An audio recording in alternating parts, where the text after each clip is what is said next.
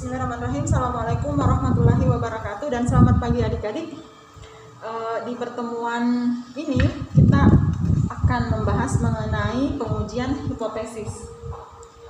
Ada di bab 9 di bab 10 di bukunya itu halaman 247. Pengujian hipotesis ini bisa dibilang adalah inti dari statistika inferensial. Inti dari pengujian hipotesis adalah kita ingin melakukan pengujian terhadap suatu pernyataan, di mana pernyataan itu menyangkut sampel, ya, dan kita asumsikan itu bisa diterapkan ke populasi. Jadi misalkan kita punya populasi, anggaplah seperti ini. Dari populasi ini, yang berukuran N. Dari populasi ini kita menarik sampel, misalkan ukuran sampelnya itu adalah N.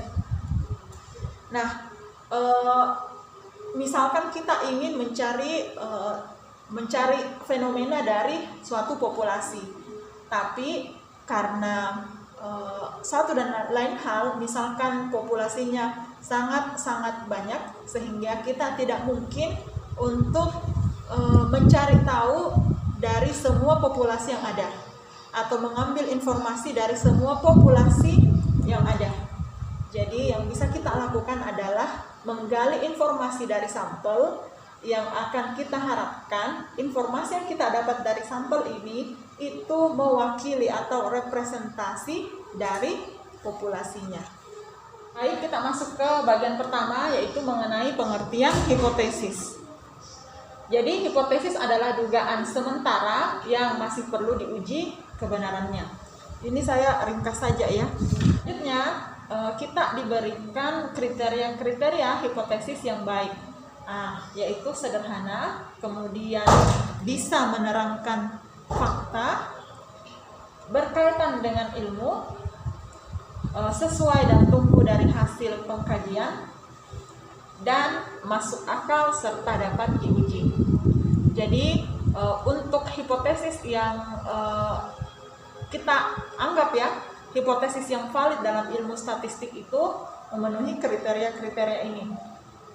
Jadi intinya hipotesis itu tidak dibuat secara asal-asalan. Jadi kita harus punya dasar untuk membuat suatu hipotesis. Ya, mengenai hipotesis sendiri itu dikenal ada dua jenis, ya, ada namanya hipotesis penelitian dan hipotesis statistik atau dikenal juga dengan hipotesis kerja. Bedanya apa? Kalau hipotesis penelitian dia masih merupakan pernyataan yang berupa dugaan. Jadi misalkan ada hipotesis yang menyatakan bahwa golongan darah seseorang itu mempengaruhi sifatnya. Itu termasuk hipotesis penelitian. Sedangkan kalau hipotesis statistik adalah hipotesis yang akan kita uji. Ya, dugaan yang akan kita uji secara statistik.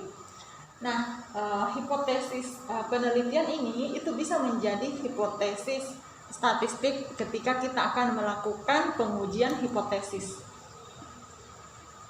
Ya, seperti itu ya. Nah, untuk hipotesis statistik itu terbagi menjadi dua, yaitu hipotesis 0 dan hipotesis pertama atau hipotesis 1.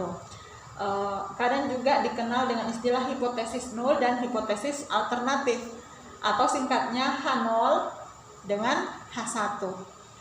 Nah, jadi H0 dan H1 ini bukan bagian yang terpisah ya. Jadi dia merupakan satu kesatuan. Jadi pasangan dari H0 adalah H1. Jadi tidak bisa berdiri sendiri. Misalkan saya ambil contoh yang sederhana saja ya, karena kita mau kaitkan antara hipotesis penelitian dan juga hipotesis statistiknya. Misalkan ada dugaan yang menyatakan bahwa harapan hidup perempuan itu lebih tinggi daripada harapan hidup laki-laki. Ya, misalkan ada hipotesis penelitian seperti ini, kita katakan mengenai kasus yang tadi ya, bahwa ada dugaan bahwa harapan hidup perempuan itu lebih tinggi daripada harapan hidup laki-laki. atau umur perempuan itu biasanya lebih panjang daripada umur laki-laki. Jadi kita buat hipotesis penelitiannya seperti ini. Harapan hidup perempuan lebih tinggi daripada harapan hidup laki-laki. Nah, kalau hipotesis penelitian ini diubah ke dalam bentuk hipotesis statistik, saya tuliskan dulu. Hipotesis statistiknya itu seperti ini. Nah, kalau ini kita namanya harapan ya. Harapan itu sama dengan rata, sama dengan rataan, dan sama juga dengan min. Itu bahasa dalam statistik atau dalam statistika. Jadi harapan hidup perempuan itu sama dengan harapan hidup laki-laki untuk hipotesis nolnya. Kemudian H1-nya atau hipotesis alternatifnya, harapan hidup perempuan lebih tinggi daripada harapan hidup laki-laki. Perbedaan H0 dengan H1 itu dilihat dari tanda yang digunakan. Kalau H0 itu memuat tanda sama dengan, sementara H1 memuat tanda ketidaksamaan. Untuk pengujian hipotesis ini itu dikenal dua jenis, ada namanya uji dua pihak dan uji satu pihak. Uji satu pihak ini terbagi dua lagi, ada namanya uji pihak kanan dan uji pihak kiri. Apa bedanya? Kalau uji dua pihak, H1-nya itu tanda ketidaksamaan yang digunakan adalah tanda tidak sama dengan.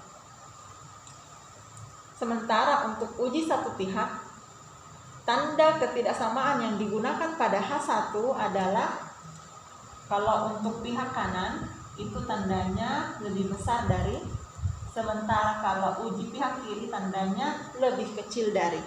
Sekarang kita akan identifikasi untuk contoh yang ini.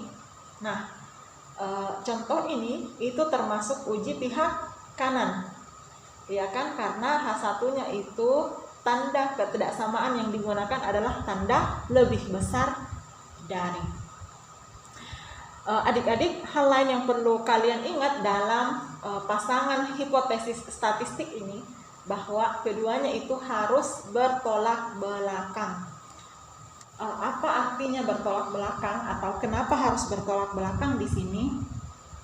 Ya, karena kalau misalnya kita menguji atau melakukan pengujian hipotesis dan kesimpulannya kita menerima hipotesis 0, berarti hipotesis 0 ini benar, maka tidak ada kemungkinan yang lain.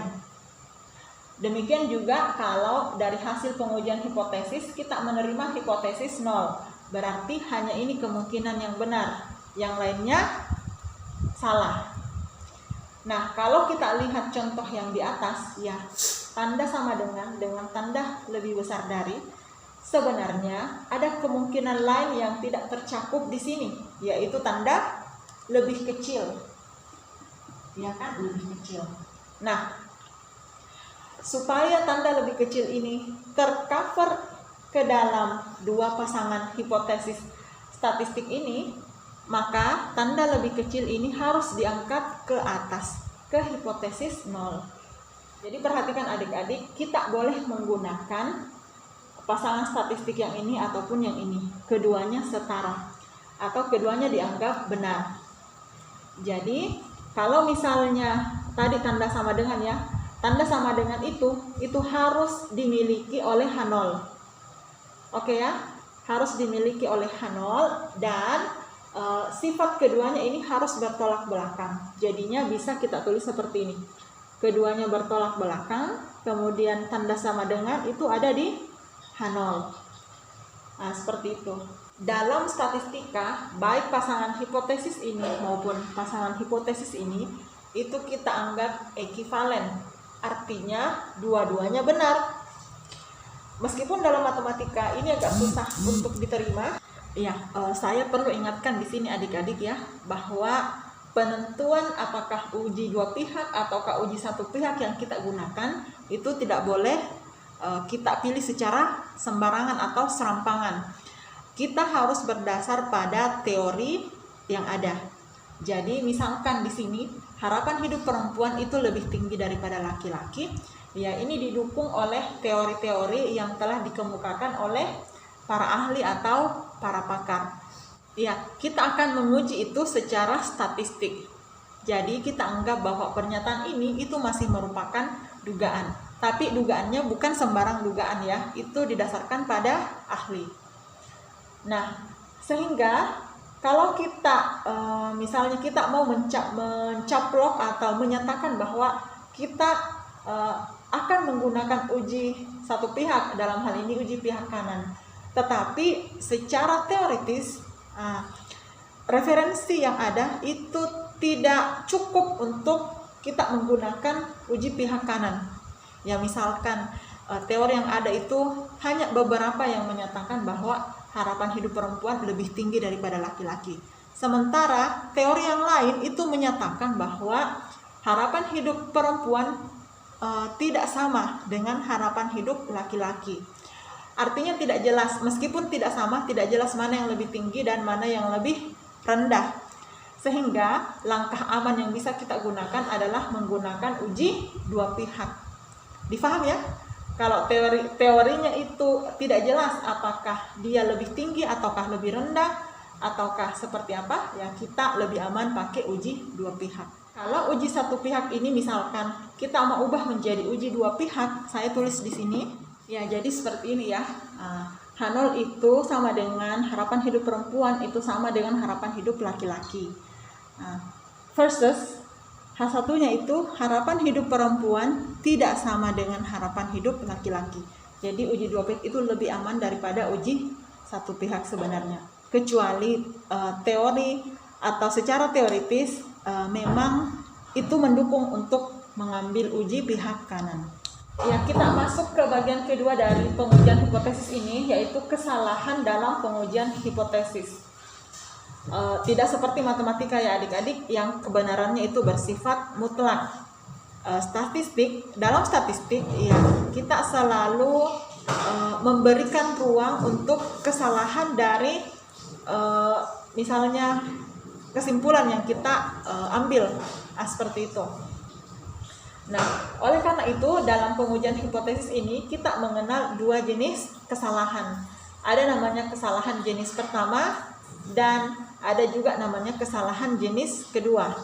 Ini saya perlihatkan tabel 10.1 mengenai perbedaan antara dua jenis kesalahan itu. Adik-adik ingat kembali ya bahwa untuk pasangan hipotesis itu hipotesis statistik ya, kalau kita menolak H0 otomatis kita menerima H1. Demikian sebaliknya, kalau kita menerima H1 berarti kita menolak H0. Nah, untuk kesalahan jenis pertama secara singkatnya kita menolak H0 yang benar. Untuk kesalahan jenis kedua kita menerima H0 yang salah. Nah, perhatikan adik-adik, di sini kita diberikan simbol alfa yang menyatakan peluang terjadinya kesalahan jenis pertama. Alfa ini sering disebut dengan taraf signifikansi. Untuk istilah lain namanya taraf kepercayaan, itu sama dengan 1 dikurang alfa. Ya kan? Yang namanya peluang itu kan antara 0 sampai 1 ya. Jadi taraf kepercayaan adalah 1 dikurang taraf signifikansinya. Selanjutnya ada juga simbol atau lambang beta yang merupakan peluang terjadinya kesalahan jenis kedua.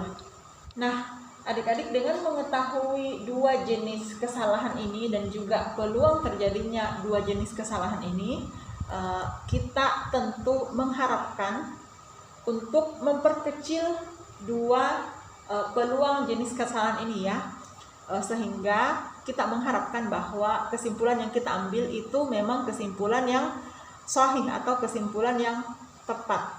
Jadi ini akan kita buat sekecil mungkin, demikian juga dengan beta kita buat sekecil mungkin.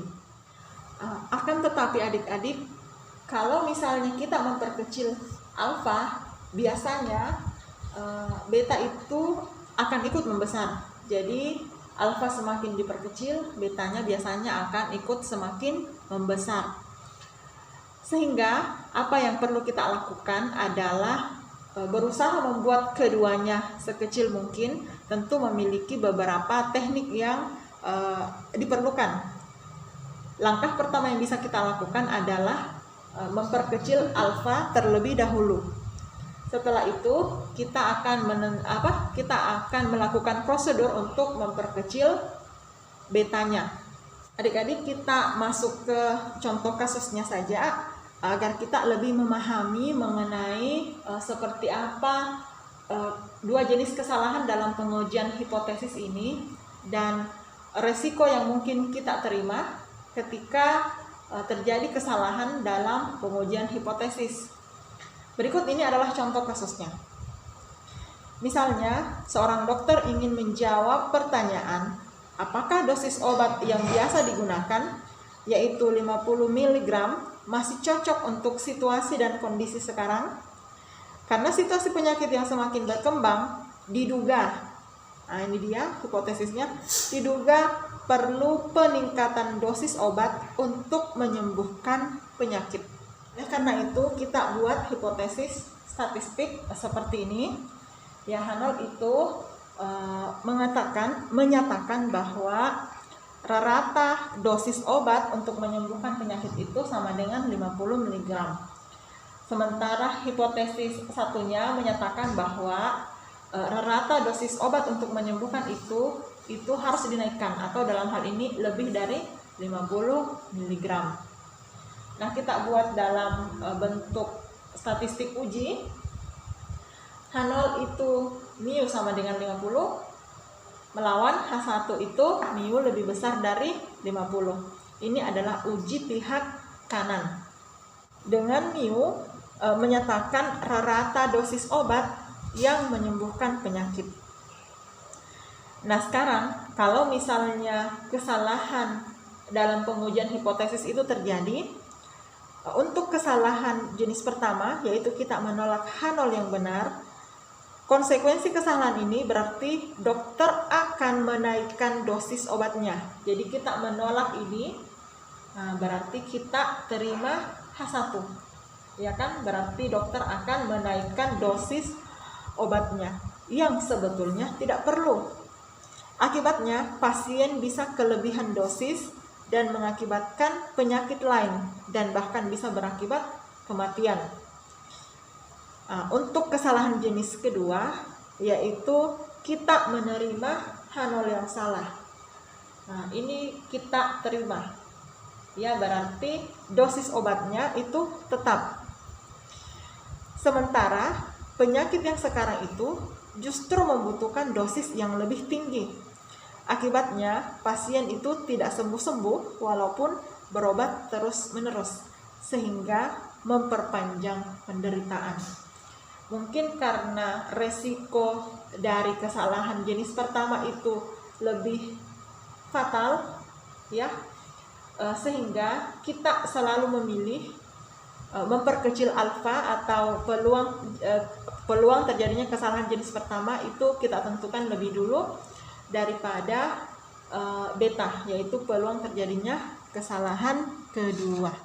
Selanjutnya kita masuk ke bagian C, yaitu langkah-langkah pengujian hipotesis.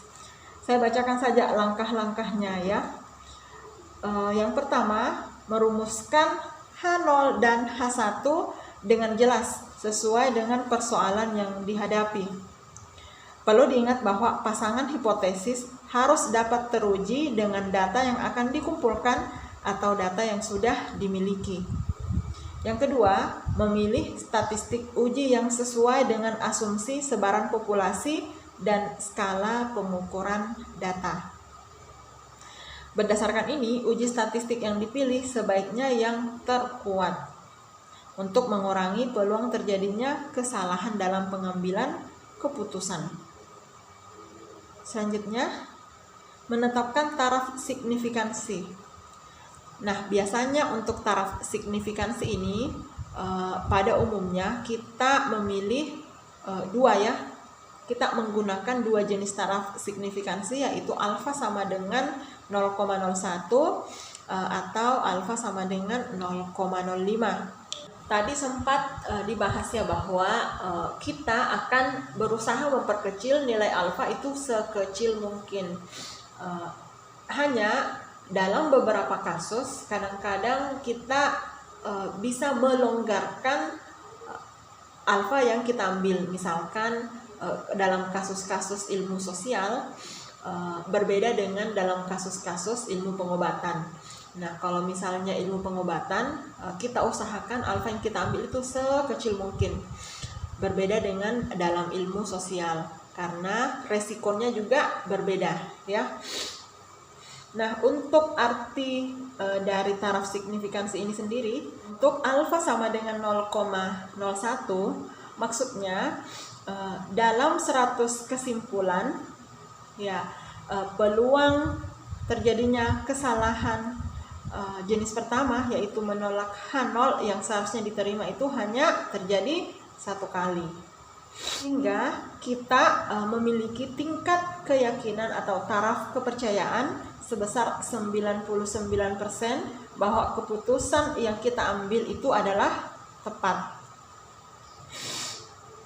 Nah, sekarang untuk betanya, ya, nilai tadi dikatakan bahwa beta itu adalah peluang terjadinya jenis kesalahan kedua. Nah, untuk nilai 1 dikurang beta itu kita sebut dengan kuasa uji. Nah, untuk beta sendiri itu tidak diberikan istilahnya apa, ya. Kuasa uji itu sendiri menyatakan tingkat keyakinan untuk menolak hipotesis 0 yang salah. Selanjutnya untuk langkah keempat, yaitu kita menghitung statistik uji berdasarkan data yang kita miliki. Menghitung statistik uji ini itu bisa kita lakukan secara manual, bisa juga dengan menggunakan bantuan aplikasi atau software statistika.